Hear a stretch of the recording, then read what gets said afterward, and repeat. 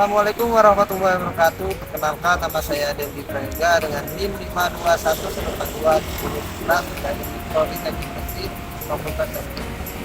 Kali ini saya akan bervideo menjelaskan tentang konservasi yang ada di kampus UNES. Mari ikutin, saya akan menjelaskan beberapa pilar tujuh konservasi yang ada di UNES.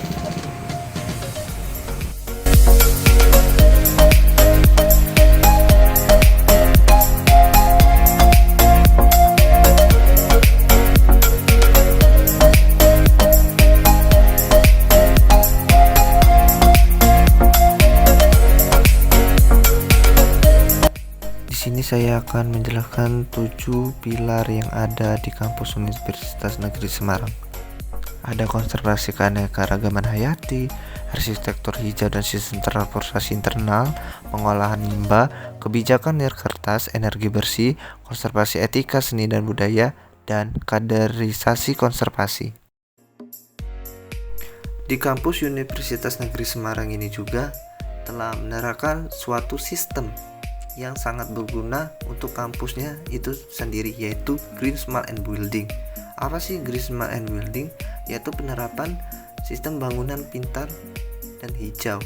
Nah, saya pun telah mewawancarai salah satu seorang dosen yang di bagian konservasi untuk menanyakan apa sih tujuan UNES menerapkan Green Smart and Building. Mari.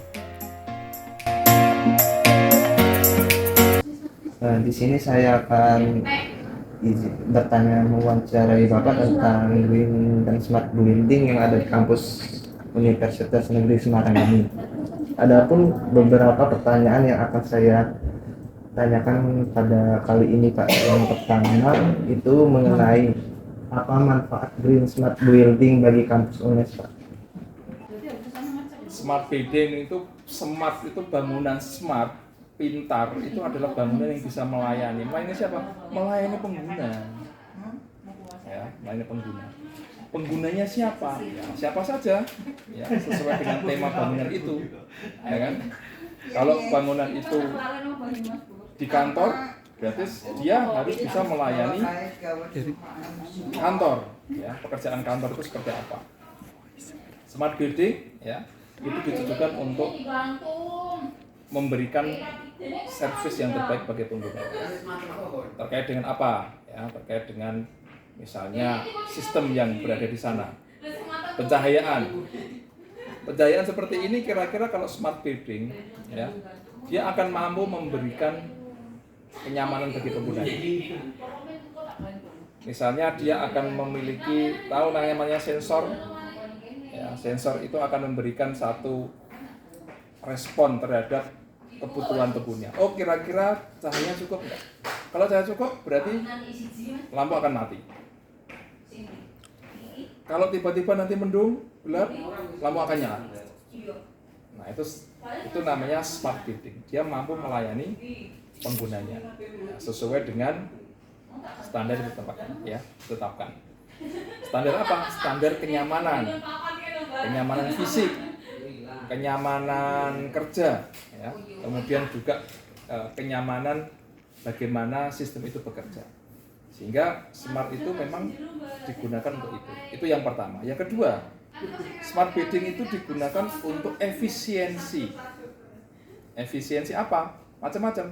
Apakah efisiensi kerja, apakah efisiensi energi, apakah efisiensi sumber daya, ya.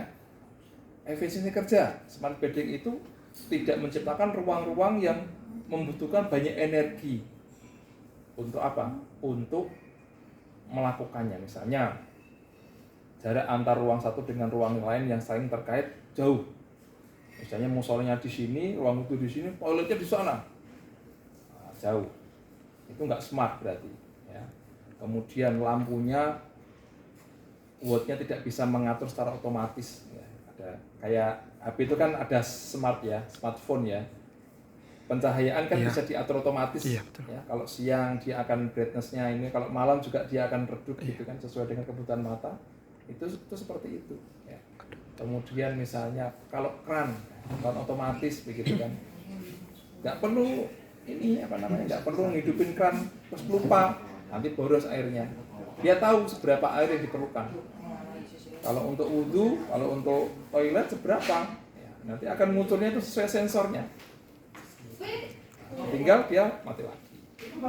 Dan seterusnya. Ya, smart itu sangat rigid karena disetting sedemikian rupa. Jadi smart building tidak hanya mensupport kalau di UNES sendiri, saya pikir belum semua seperti itu. Ya, hanya beberapa titik, misalnya ada sensor air ya. Nah, nanti kalau dipakai dia mengucur, kalau enggak seperti itu. Kemudian juga ada ada beberapa di gedung H di rektorat itu ada lampu otomatis. Jadi kalau dia mau lewat dia nyala. Ada juga, kamu pernah naik eskalatornya rektorat? Nah, eskalator rektorat itu dia diam kalau enggak Ada yang dipakai. iya. Tapi kalau kita nginjekkan tek tek tek, dia akan jalan. Nanti kita turun, dia berhenti lagi. Nah, itu smart termasuk. Dia pakai sensor, ada orang. Kalau di mall kan dia gerak terus. Di beberapa loh. Kalau sekarang mungkin sudah lebih baik lagi. Kalau di mall itu dulu ya, kan eskalator itu kan boros energi. Nah, kalau sekarang kalau nggak dipakai ya nggak usah. AC juga seperti itu.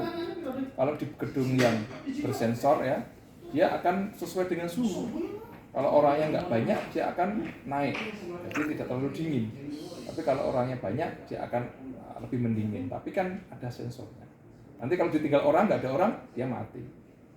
Itu namanya bagian dari sistem smart building seperti itu. Bukan kok semua ada hijau-hijaunya, ya bukan ya. Jadi seperti itu. Itu masih konvensional. Green building konvensional itu mengandalkan tanaman, ya, penghawaan. Bahkan selain teknologi juga sepertinya smart building terkait dengan bagaimana kita meng-create media penghawaan alami, pencahayaan alami. Sangat tergantung. Kayak gini ya, kalau smart building ini nggak akan nyala mungkin, langsung tiba-tiba meredup. Disesuaikan, ibaratnya ngeblend lah ya. Pencahayaan luar akan ngeblend di dalam. Cukup nggak? Luxnya cukup nggak? Tingkat pancaran cahaya cukup nggak? Kalau udah cukup berarti Mati. nggak perlu lampu nyala. Nanti kalau udah sore, jam 4, jam 5, redup lagi, lampu pun tidak akan langsung nyala terang, dia akan pelan-pelan. Nah, disesuaikan dengan luxnya. Dan lux bisa disetting. Ini ruang baca, ruang kerja, apa ruang apa? Kalau ruang kamar tidur itu mesti nggak lebih terang daripada ruang bekerja. Jadi kamu bertanya satu titik saja, saya bisa menjelaskan banyak kalau untuk smart building. Karena itu hal yang sudah banyak di literatur. Kayaknya harus membekali. Nah, mengenai faktor atau kendala apa yang menghambat dalam proses pembuatan, terhambatnya proses pembangunan konsep smart building? Karena mahal, sumber dayanya mahal. Iya, itu mahal. Pertamanya itu mahal. Kemudian yang kedua, faktor sumber daya manusia yang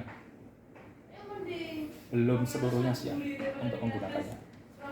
Karena ada yang bingung tuh, nggak semua tuh orang tua bisa pakai kayak gini. Betul. Ini gimana ini kayak gini ya. Itu sama juga terjadi pada smart building. Karena kebiasaan. Nah, kebiasaannya kok gini tiba-tiba mati sendiri. Lorongnya kok gelap, kok mendingan dinyalain aja deh. Padahal gelap nggak dipakai ya nggak apa-apa tau gitu. Tapi pengennya kan terang semua. Nah, begitu. Sehingga itu yang habit itu ya, perilaku itu yang saya pikir perlu disesuaikan. Oke. Nah, tadi kan udah ada faktor kisaran dana dikeluarkan itu mahal kan, Mbak. Nah, di sini di kampus UNES tersendiri, apakah penerapan green smart building ini juga membutuhkan energi listrik atau sejenisnya yang bertujuan untuk membangun keberlangsungan penerapan konsep green building tersebut sendiri, Pak? Loh, kita sudah mulai mencoba non listrik ini loh ya, PLN ya. Kita sudah punya yang namanya, kamu coba lihat toh, itu kan sudah pakai solar panel itu kan. Nah, itu kita sudah mulai mix. Kamu tahu ruang ilmu nggak? Tahu. Nah, itu kan sudah pakai mix juga. Di atasnya itu sudah solar panel itu. Jadi kita tidak 100% menggunakan listrik. Rektorat juga ada, di gedung TIK juga sudah ada solar panel, bahkan ini sudah mulai ada di sini beberapa. Sehingga energinya mix. Ya, sudah tentu saja ini menguntungkan karena tidak 100% menggunakan PLN.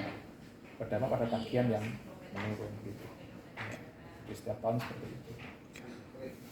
tagihannya bisa turun sampai ratusan juta itu, 300-an juta tagihannya, karena sudah mix dengan sewa ya.